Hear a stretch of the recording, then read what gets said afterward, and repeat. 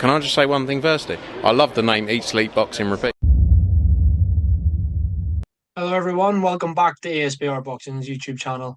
Delighted, as always, to be joined by Punch Out Boxing's Ra Hookham. Ra, thanks for joining me. This is a final prediction video for one of the undercard fights happening on the Fabio Wardley Justice Hooney bill at Portman Road, Ipswich. Big stadium fight, one I'm looking forward to. Plenty of boxing on this weekend as a whole, across several different shows as well, including on UK shores and over in America, and of course the Australia show on Sunday as well. Plenty of boxing, and this is an intriguing one for me. It's a vacant European super lightweight title on the line here. Pierce O'Leary, Liam Dillon, take it away, Ra. What is your final prediction for this one? I would have to go with a Pierce O'Leary stoppage win on this late on. It's a very strange fight. When I saw it announced, I thought, well, where did that come from? Yeah, Liam's a local boy to me, so I do hope he does well. But this smacks of Queensbury setting this guy up for their big Irish star to get a more impressive win than maybe he would have against the legit rivals in the division. Yeah, like I said, Liam's only just had one fight at lightweight. His best days were at super featherweight. Fought a prospect, Mace Rueg, in his first fight at lightweight. Yeah, looked decent, but nothing to suggest he can move up again so quickly. And whereas Pierce, brilliant fighter, but he looks like he struggled to get a couple of tricky opponents out in Kane Gardner and Dara Foley. So maybe they want someone who's a more favourable style matchup, like I said, to get him that sort of big impressive stoppage. So yeah, that's what I'm going with. Pierce O'Leary to probably wear down the smaller man and stop him late. But Liam is super game, and I think if he's stopped, it will probably be on his feet. Yeah, thanks for giving your prediction there. I can't disagree. I think I'm going with Pierce O'Leary too. I mean, look, I've seen him live in the flesh a few times. Obviously, watched him as well. Quality fighter. I think he's a brilliant fighter. He can go on to big things, in my opinion. Um, but yeah, a few things there to pick up on what you said as well. Like, odd the fact that Dylan, obviously his losses are what to Bellotti and Ryan Gardner, I think. So Hmm. two good fighters. He did beat Kez Ashfaq as well, so that's a good win. Then obviously, as you said last time out, against the 12-0 prospect Rueg in Bournemouth. So he's clearly capable, good fighter. We've seen him a good few times. But yeah, odd to me that this straight up at super lightweight, like he's not a super lightweight. Pierce O'Leary is I'd say he's a big super lightweight, maybe not tallest or whatever, but he's a big guy. This is his weight division. It's powerful. And I noted down the same thing as you. I think O'Leary comprehensively wins this for me. It was a matter of, to me, whether he does get the stoppage or not. As you said, those two that you mentioned, Kane Gardner and Dara Foley, did go the distance. So you're thinking, hmm, someone like Liam Dillon, do you put them in the same category as those fighters, or even maybe above? And you think, he probably could see the final bell here. Will give us as much as he'll believe he can win the fight as well. I think that could play into Pierce O'Leary's hands though. Leaving, Dillon will firmly believe he wins this, I think. And it would be a big upset if he did, I think.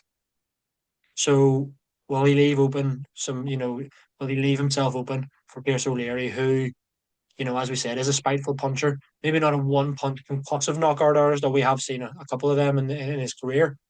But yeah, I was leaning towards a late stoppage. If put it this way, if there is a stoppage for me, it's in Pierce O'Leary's favour, and it is late.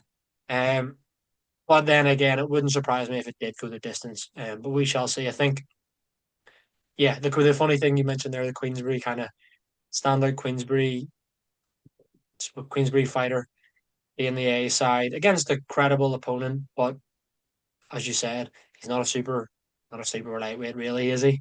But again, if he wins the European belt here that's vacant, hopefully bigger fights down the line before the end of the year, 2026. It's a pretty good division, even if you look at domestically, in Britain and of course Ireland. You know, you even just have to look at the last two super lightweight European champions, who are obviously Adam Azim and Dalton Smith. So potential fights down the line. Who knows? We'd love to see them. Um, so yeah, I think Pierce O'Leary wins. We're both in agreement with that, Ra. And yeah, I feel like we probably will get a stoppage potentially late on. So we are in total unison there. Just before we round off, I do want to ask you, just because I mentioned those two names, why not throw them in the mixer? We obviously know that there's going to be is there going to be a 5 versus 5 coming up in late summer? So that would, obviously Dalton Smith's a matchroom fighter, Pierce O'Leary a Queensbury fighter. Is that a fight you would want to see? If so, who would you favour? And equally, give me your opinion on how you feel a Pierce O'Leary Adam Azim fight would go. Say they were to happen in the next 6 months, for argument's sake. Yeah, good question. Yeah, I'd love to see, of course, any permutation involving all of those three. But as for a potential 5v5, I don't think that will happen because Dalton Smith he's locked in for a crack at the WBC belt, unless the politics look like he's going to be stalled for some time, which can happen, as we know, especially with the PBC. They have a great relationship with the WBC. So it could well be that isn't called for a long time, and we know Eddie expects his fighters to stay active. So and let's be real, on a 5v5, that might actually make more money. So yeah, I'd love to see it. Who do I favour? At this point, I would have to say Dalton. Probably just because of the optics of how his recent best wins have looked compared to Pierce's.